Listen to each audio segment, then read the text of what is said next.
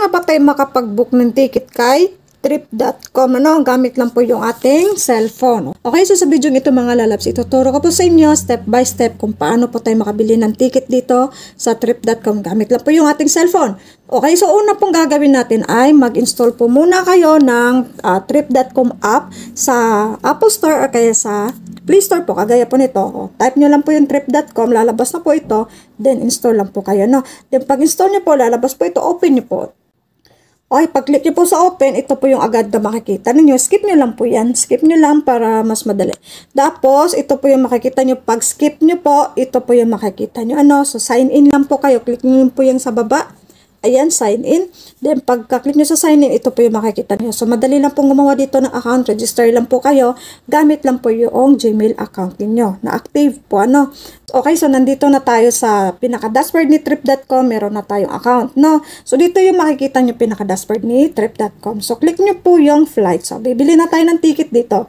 Click natin yung flight. So, siya nga pala sa mga bago lang po naligaw sa channel ko. Bika naman pwede maglambing sa inyo dyan.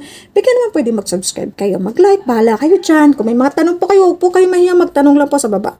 So, dito, meron pong pagpipilian. May one way, may round trip, may multi-city. So, halimbawa, round trip kayo. Piliin nyo po round trip.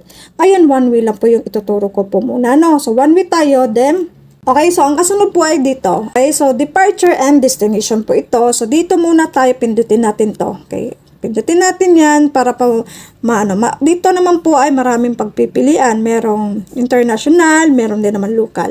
So, pili po kayo. Halimbawa, galing kayong New York, London, merong galing Taiwan, Singapore. So, dito tayo, local muna tayo. Galing tayong Manila, type nyo lang po yung Manila. Okay, galing tayong Davao. Ayan. Diba? So, halimbawa, galing tayong Manila. Type lang natin, lalabas na agad yan. Then, pindot lang. Then, nakasunod dito sa destination. So, halimbawa, papunta tayong Zamboanga. Zamboanga. So, lalabas na po yan. Halimbawa, papunta tayong Tacloban. Ay, hindi pala. Papunta tayong Cebu. Yan. Okay, so lalabas na po agad siya. Okay, papunta tayong Davao. Yan. Pili natin Davao. Okay, then, pagkatapos ay yung schedule po natin. Dito, click natin to. Yung. Ayan, mas maganda po, mag-advance book po tayo para makapili po tayo ng mga murang ticket po. Halimbawa ngayon, December. Then, may balak po kayo umuwi ng Davao ng January. Ngayon pa lang po, bumili na kayo ng ticket para mas makabili kayo ng mas mura. Halimbawa, January 31. Click natin, then done. Okay, then search na natin. Click natin itong search. Ayan. So, sana po masundan nyo dyan. Okay, so dito, ayan, kung halimbawa po na dollar po ang lalabas dito, ayan, kasi piso na to eh. Kung halimbawa dollar ang lalabas sa inyo dyan, click nyo po yung nasa taas itong may more, ayan.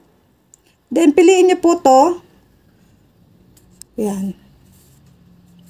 So, dito kasi, pag una kasi usually ay dollar lalabas, piliin nyo po yung Philippine Peso, Okay.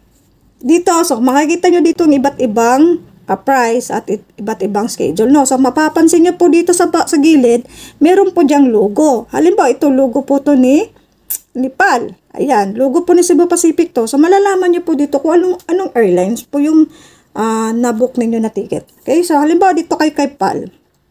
Halimbawa kay Cebu Pacific kayo. Dito, ayan. So, halimbawa dito tayo. Dito naman po, huwag po kayo malito dito sa 22, 25, anong time yan. Kasi itong 22, 10:25 to ng gabi. Itong 23:40, ito naman pa 11:40 ng gabi. So, 20:50, 8:50 ng gabi. Alas 8. So, halimbawa dito tayo sa 22:25. Alas 10 ng gabi. 1,667. Click natin yan.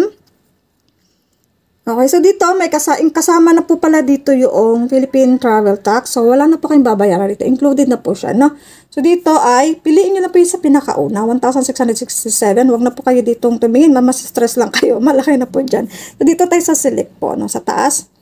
Okay, select. Then, so, dito, ayan. So, dito kasi meron nang nakalagay dito na, pangalan sa akin. Alam ba, ito.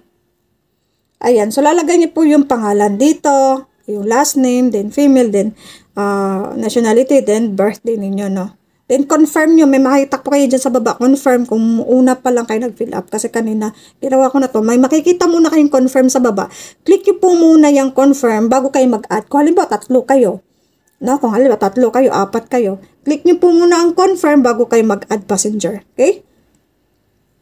So, dito. Okay, so nandito po sa contact, lagay niyo po yung pangalan, then phone number, then active na email address. Okay? Then pagkatapos po, halimbawa po hand carry lang kayo, hand carry lang. Ngayon, kung gusto niyo po mag-add ng baggage, dito po, click niyo po yung add. Ayan, so makikita niyo po dito yung iba't ibang price, iba't ibang presyo na kung ilang kilo po. Ito po yata, kung hindi ako nagkakamali ay, 10 kilos ba to? Then ito ay, ano ko dito? Ilang kilos ba to? 44. So dito, ayan, pili lang kayo dito, makikita. Halimbawa dito, 20 kilos. Ayan, so makikita nyo na naka-add na agad dito. Halimbawa, hand carry lang tayo. Ayan, ang dala lang natin isang baggage lang na kasya yung sa cabin, yung 20 inches na luggage. Ayan. Halimbawa, hand carry tayo. Pero pag meron kayong baggage, so dito, pili kayo dito, no? Okay, so dito, sa baba naman po, basa-basa lang po kayo ng konti. Dito, meron down protection dito. Travel insurance po, no? So, makikita nyo, basa-basa lang kayo dito. Meron po kayong makukuha ang benepisyo dito pag kukuha po kayo ng travel insurance. Pag ayaw nyo naman po, ito wag na lang. Wag kayo mag-add. Then, continue na tayo. Continue na tayo. So, dito naman po ay makikita nyo naman, wag na lang po kayo mag-click dito kung, depende sa inyo kung gusto nyo maglagay ng additional na bayad. O, essential plan. Okay, so dito kung ayaw nyo naman mag-add, kung hanggang dito lang po ang budget ninyo, okay na po, pay now na tayo. Ayan. Isisend po ang pinaka-ticket niyo sa Gmail account niyo, kaya dito din. Makikita niyo naman dito sa pinaka-app ni trip.com yung schedule niyo, ano, yung pinaka-ticket niyo. Pwede niyo yung i-print, pwede niyo yung screenshot na lang para pwede niyo ipakita lang dun sa airport yung screenshot. So dito, ang gagamitin niyo ay GCash. Depende sa inyo kung meron kayong credit card, debit card, ayan. GCash po pinaka-common. Okay, so click natin ng GCash, ganyan, pay now lang tayo. So make sure na meron pong nakandang saktong laman yung pera ninyo sa GCash. So, ganun lang po siya kadali mga lalab. So, click nyo po yung GCash na yan. Hindi ko po pwede makontinue kasi hindi naman talaga ako bibili ng ticket. At saka walang laman ng GCash ko. So, sana po nakatulong sa inyo. Ganun lang po kadali kung paano bumili or mag-book ng ticket kay GCash po. Kay trip.com. So, hanggang dito na lang po. Marami pong salamat. You're welcome.